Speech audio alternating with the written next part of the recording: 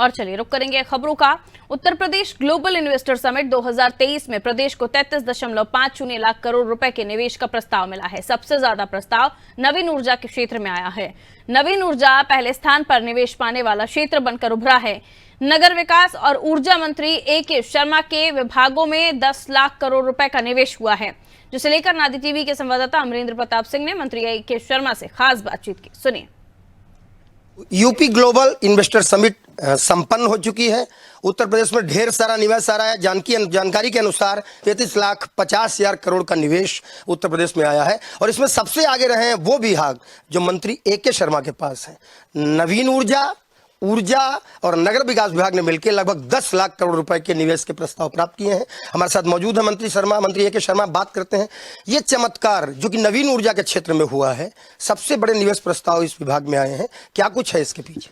सबसे पहले मैं अपने देश के यशस्वी प्रधानमंत्री माननीय प्रधानमंत्री जी को, माननीय नरेंद्र मोदी जी को धन्यवाद देना चाहूँगा कि उन्होंने स्वयं आकर के हमारे उत्तर प्रदेश की ग्लोबल इन्वेस्टर समिट को आशीर्वाद दिया। उसके साथ माननीय योगी आदित्यनाथ जी के नेतृत्व को भी मैं बधाई और शुभकामना देना चाहूँगा, अभिनंदन करना चाहूँगा कि उनके नेतृत्व में भूतो न भविष्यति टाइप की ये ग्लोबल इन्वेस्टर समिट हुई है, जिसमें 33,50,000 करोड़ रुपए के निवेश आए हैं और सभी क्षेत्रों में आया है। कई देशों के लोग आए थे, कई देशी हमारे जो हमारे कंपनियां हैं, जो हमारे बड़े औद्योगिक घराने हैं, उन सब के प्रतिनिधि और मालिक लोग आए थे। आपने स्वयं देखा है। इसका बहुत ही अच्छा, बहुत ही दूरगामी असर हमारे प्रदेश पे पड़ने वाला है, हमारी इंफ्रास्ट्रक्चर पे पड़ने वाला है, हमारे युवाओं को रोजगारी देने में इसका बहुत अच्छा असर पड़ने वाला है और हमारी अर्थव्यवस्था को आगे बढ़ाने में विशेष रूप से जो माननीय मुख्यमंत्री जी की मंशा है 1 ट्रिलियन डॉलर की अर्थव्यवस्था बनाने के लिए, उसमें काफ़ी बड़ा योगदान इस ग्लोबल इन्वेस्टर समिट से होने वाला है। जहां तक हमारे विभागों की बात है तो हमारे विभागों ने भी इसमें अपना योगदान दिया है।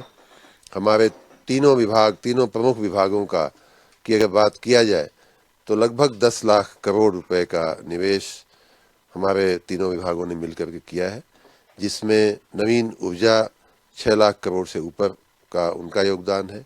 हमारा जो परंपरागत ऊर्जा का जो क्षेत्र है उसका 1,34,000 करोड़ रुपए का उनका निवेश है और नगर विकास का भी 2,08,000 रुपए का निवेश है। इस प्रकार लगभग 10 लाख करोड़ रुपए का निवेश हमारे विभागों ने किया है, जो कुल निवेश का समिट में हुए कुल निवेश का लगभग 1/3 के आसपास है। और नवीनीकरण ऊर्जा का जो क्षेत्र है उसमें सबसे ज़्यादा निवेश आया है।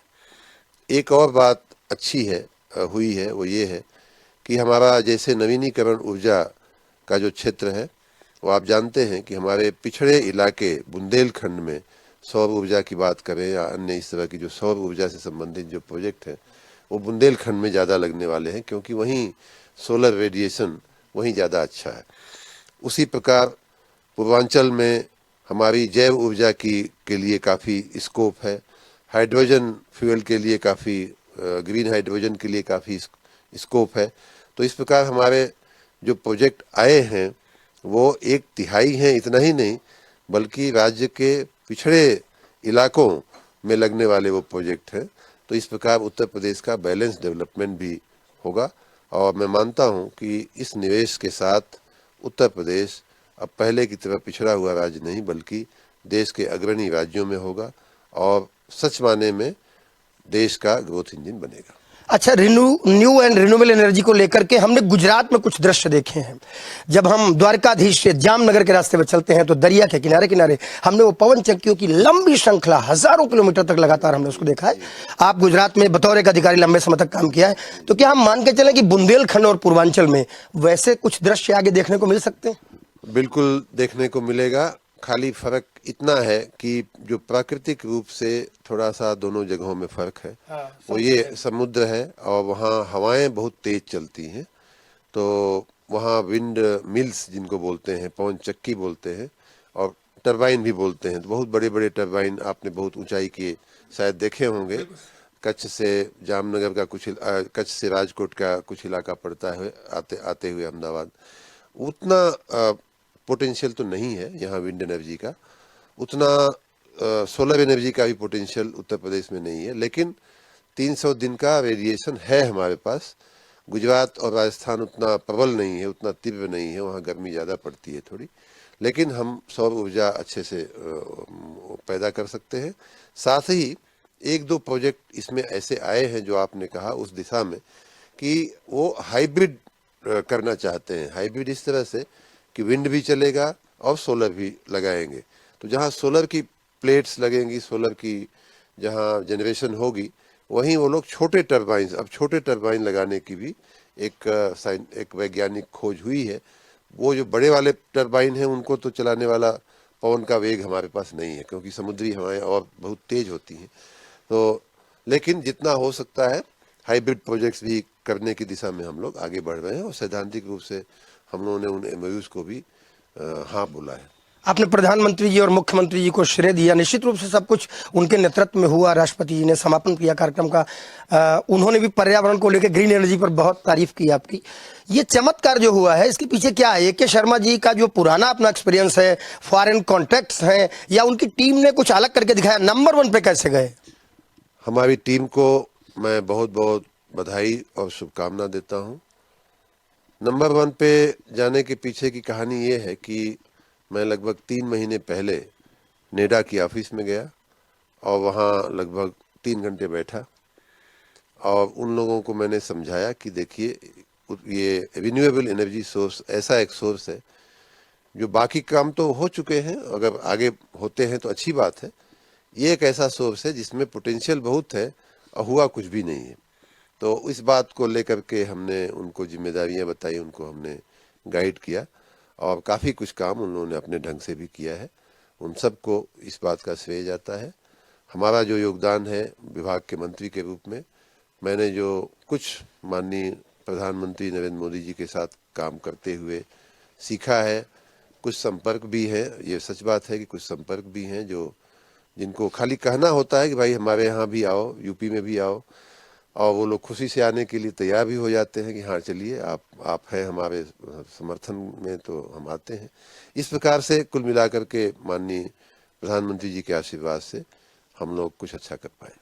देखिए, मीडिया को भी बदलाव दिख रहा है। पहले हम लोग केवल भ्रष्टाचार और पॉलिटिक्स की खबरों को चलाते थे, अब हमें पढ़ना पड़ रहा है कि न्यू एंड रिन्यूएबल एनर्जी क्या है, नगर विकास विभाग करता क्या है, डूडा सूडा और ये जो नेडा आपने बोला। लेकिन विपक्ष फिर भी सवाल कर रहा है। अखिलेश यादव का कहना है कि धरातल पर कितना उतरेंगे निवेश प्रस्ताव, और इसके लिए सरकार क्या कर रही है? तो ये आपने जवाब तो आपने स्वयं दे दिया कि पहले भ्रष्टाचार और कुशासन था और उसकी बातें आप लोग करते थे, मीडिया भी उसी की बातें करती थी। हमें तो जो सामने खबर मिलती वही सामने दिखता था, उसी की आप बातें करते थे और भ्रष्टाचार और कुशासन ही वहाँ दिखता था उस समय पे। तो स्वाभाविक बात है कि ये अच्छी और पॉजिटिव बातें उस समय नहीं होती थी। यही सबसे बड़ा फर्क है उस समय की सरकारों में और आज की सरकार में। भारतीय जनता पार्टी की सरकार हमेशा सबको अच्छा शासन देने, सबको अच्छा जीवन देने और सबका साथ सबका विकास की भावना से काम करने वाली सरकारें रही हैं। और माननीय योगी जी के नेतृत्व में जो सरकार चल रही है वो सुशासन के नए मापदंड हम डेली स्थापित कर रहे हैं। उन्हीं नए मापदंडों में ये ग्लोबल इन्वेस्टर समिट भी एक नया मापदंड है। पहले आप जानते हैं कि मेरिट का कोई स्थान नहीं होता था, चाहे हाई स्कूल की परीक्षा हो, चाहे इंटरमीडिएट की परीक्षा हो, नकल मार करके पास हो जाओ, सर्टिफिकेट लेके आओ, हम तुमको भर्ती कर लेंगे। चाहे कैसे भी तुम सर्टिफिकेट लाए हो। यूपी पीएससी तक की परीक्षाओं में धांधलियां होने लगी थी, वहाँ मेरिट का कोई मतलब ही नहीं रह गया था। तो ऐसी स्थिति में इन्वेस्टमेंट, निवेश को धरातल पे लाने के लिए सवाल किया है। ऐसी स्थिति में कहाँ से निवेश होगा? पहली बात तो निवेश आता ही नहीं था, तो धरातल पे लाने की कोई बात ही नहीं होती थी। अब निवेश आया है, हम उसे धरातल पे भी लाकर, जैसे निवेश ला करके दिखाए हैं वैसे ही उसे धरातल पर भी ला करके दिखाएंगे। ये हमारा सबसे वादा है। जैसा कि साफ साफ कहा मंत्री ने कि निवेश आया है और हम उसे धरातल पर लाके भी दिखाएंगे।